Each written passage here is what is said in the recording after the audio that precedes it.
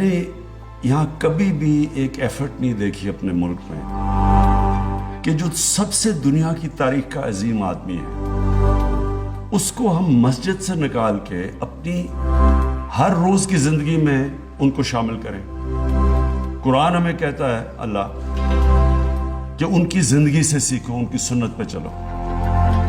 لیکن وہ کیوں کہتا ہے اللہ؟ کیونکہ قرآن کا سارا مقصد ہے انسان کی بہتری, ہمارے لیے گائیڈنس ہے, ہمیشہ کے لیے بک آف گائیڈنس ہے ہماری بہتری کے لیے.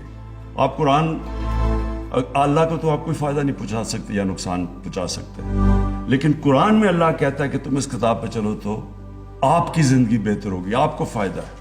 نماز میں آپ کہتے ہیں اللہ مجھے ان کے راستے پہ لگا جن کو تو نے نعمتیں بخشی. وہ نعمتیں اللہ نے کس کو بخشی؟ سب سے زیادہ نعمتیں جو بخشی وہ ہمارے نبی صلی اللہ علیہ وسلم, کیونکہ کوئی اتنا عظیم آدمی نہیں آیا. تو جو اس راستے پہ چلتا ہے ان کو اللہ نعمتیں بخشتا ہے.